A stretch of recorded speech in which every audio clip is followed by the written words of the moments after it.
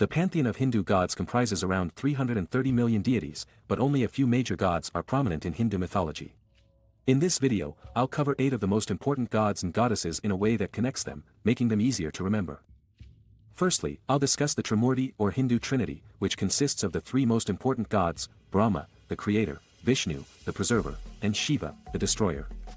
I'll then move on to their respective consorts, Saraswati for Brahma, Lakshmi for Vishnu, and Parvati for Shiva.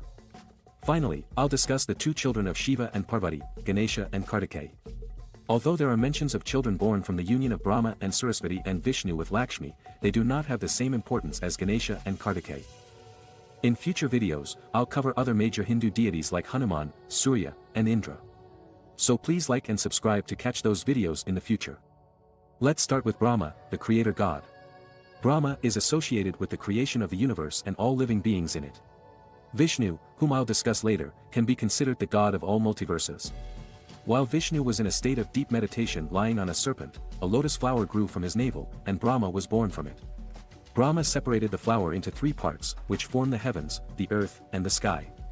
Because Brahma was lonely, he split himself into 2 parts, with the female part becoming Saraswati, who eventually became his consort.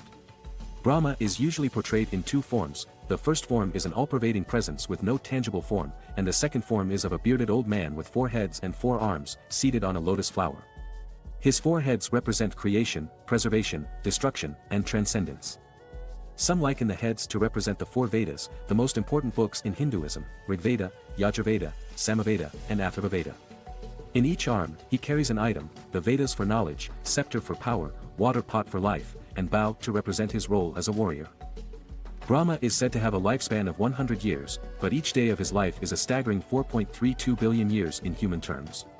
I'll discuss more about Brahma's lifespan and the cycles of time, including the 4 yugas, in a future video. One of the most famous stories about Brahma is how he attempted to trick Shiva and Vishnu. According to legend, Brahma and Vishnu argued about who was more powerful, and they decided to hold a competition to locate the end of the universe, with the winner being the first one to do so. Brahma assumed the shape of a swan and flew in the direction of the heavens, while Vishnu took the form of a pig and started to burrow into the ground. Both looked for the end of the cosmos for a long time without success. Not willing to admit defeat, Brahma returned carrying a flower that he said he had discovered at the edge of the universe. Shiva, who had been observing the entire competition, exposed Brahma's trickery and cursed him for being dishonest, saying that he would never receive the same reverence as Vishnu and Shiva. Indeed, in all of India, only one temple was built to worship him, the Brahma temple, located at Lake Pushkar in Rajasthan. Let's discuss Vishnu next. His primary duties are to uphold order and equilibrium in the universe and to safeguard it from harm. To achieve this, he is meant to take on 10 avatars or incarnations to defend mankind and thwart evil. 9 of these incarnations have already happened: Matsya the fish, Kurm the turtle, Varha the boar, Narasimha the half-man half-lion, Vamana the dwarf, Parasurama the warrior, Rama the prince, Krishna the cowherd, and Gautama Buddha the teacher. In his final incarnation, he will become Kalki. It is prophesied that Kalki will ride a white horse, destroy evil and restore righteousness to a corrupted world at the end of this current age. Vishnu is often depicted in a human body with blue skin and 4 arms, each carrying an object: a conch that is blown at the start of Hindu ceremonies, a discus to represent divine thoughts, a mace that represents control over time or a symbol of knowledge, and a lotus flower to symbolize purity. There are many mythologies surrounding Vishnu, especially relating to his incarnations. For example, as Matsya the fish, he helped save the first human Manu from a great flood. The shell of Kurm the turtle was used as a balancing pivot during the churning of the ocean to obtain the nectar of immortality. In Vishnu's 7th avatar, Rama, he was a prince who was exiled for 14 years alongside his wife Sita and brother Lakshmana. The famous Ramayana depicts how Rama, with the aid of the monkey god Hanuman and his army of monkeys, saved Sita after she was taken hostage by the demon king Ravana while they were in exile. In his 8th avatar as Krishna, he was involved in a political fights between 2 groups of cousins, the Pandavas and Kauravas, as told in the epic poem Mahabharata. The 3rd deity in the Hindu gods trinity is Shiva. Although he is known as the destroyer of the universe, he is positively associated with renewal and is considered the first yogi. In India, Shiva is the most widely worshipped god, more so than Brahma or Vishnu. To some people, especially those from a sect called Shaivism, Shiva is considered the supreme god.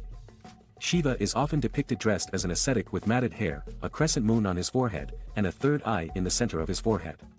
Additionally, he is often shown carrying a trident called Trishula, a drum called Damara, and a cobra around his neck.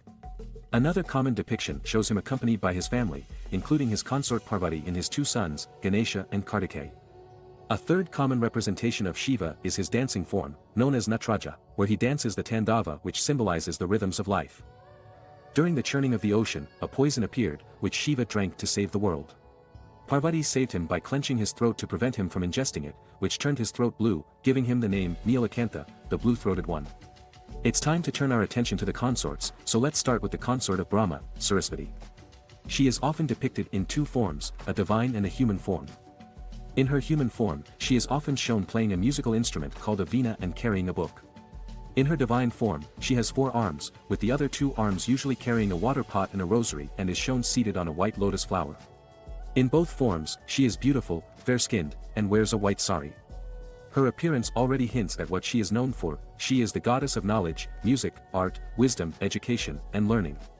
The consort of Vishnu is Lakshmi, and she manifested during the churning of the ocean. It was said that when she first appeared from the ocean, both the gods and demons fought over her because she was so captivating, but eventually, the gods triumphed. Shown as a beautiful woman with golden skin, 4 arms, and seated on a lotus flower, her attire is always extravagant, reflecting her role as the goddess of wealth, prosperity, abundance, and fortune. The consort of Shiva is Parvati, also known as Shakti, the primordial divine feminine force of the universe. In the Parvati form, she is depicted as a beautiful, fair-skinned, black-haired lady with big expressive eyes. Wearing a red or green sari adorned with gold jewelry, she has 4 arms, carrying the trident like Shiva, a damu, a lotus flower, and a sword. Seen as the protector and nurturer of all creation, she is associated with fertility, motherhood, and devotion. Besides this form, she has other forms, the most famous being the Durga and Kali forms. There was a demon called Mahishasura who was granted a boon by the gods, which said he could not be killed by any male beings. When asked by the gods to help, Parvati turned into the fierce warrior goddess Durga. In this form, she had multiple arms, each holding a different weapon and symbol, riding on a lion or tiger, and her eyes took on a piercing glare. She defeated Mahishasura, and this event is celebrated even today in the Navaratri, 9 nights, festival culminating in Vijayadasami. As the destroyer of evil and protector of the innocent, Durga is called upon in exorcisms to remove all kinds of negative entities and evil spirits. The third form of Parvati is the fearsome Kali. She is depicted with red eyes, a protruding tongue, black or dark blue skin, wearing a necklace of skulls, and with multiple arms, at least one of which is carrying the severed head of a man. In some depictions, she is seen standing on the body of Shiva. Seen as the goddess of destruction and death, she is also associated with transformation and rebirth. Like Durga, she embodies fierce feminine energy to protect what is good by defeating evil. The next deity is the much-beloved Ganesha, who is shown as a plump human with an elephant head, a single tusk, and 4 arms. As Shiva was often away, Parvati grew bored and created Ganesha out of sandalwood paste. Initially, he was created with a human head. Parvati then tasked Ganesha to guard her chambers while she bathed. When Shiva came back and wanted to see his consort, he was appalled to see this stranger of a man guarding his wife's chamber.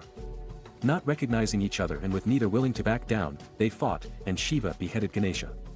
Parvati was grief-stricken. To appease her, Shiva sent out his attendants, telling them to find the head of the first animal they found. The first head they found was that of an elephant, and with it, Shiva reanimated Ganesha. Ganesha is the god of intellect and knowledge as well as the lord of fresh beginnings and the remover of obstacles. He is frequently worshipped before starting any new project or effort because it is thought that he will clear the way and bring success. He has a big belly, which represents his capacity to absorb the woes and challenges of his followers. In each of his 4 arms, he carries a noose to ensnare barriers, an axe to chop off attachments, a sweet dessert, one must eat, and a blessing mudra to demonstrate his great generosity to his believers. He is sometimes seen seated on a lotus or on his vehicle, the mouse. Kartikeya is the second son of Shiva and Parvati. He is considered the god of the Tamils and is widely revered in South India and Sri Lanka. In a previous video on the Bata caves in Malaysia, I mentioned him. In terms of appearance, he can be seen as a child with 6 faces and 1 set of arms, or as a warrior in his 6-headed, 12-armed form. When depicted as a child, he is often seen sitting on Parvati's lap or standing with a single weapon, a vel, a spear-like weapon. He is worshipped in this form for blessings related to fertility, childbirth, and family harmony. On the other hand, as the warrior form, his 6 heads represent the 6 directions of north, south, east, west, up, and down. His arms carry different weapons, and he is often seen riding on his vehicle, the peacock.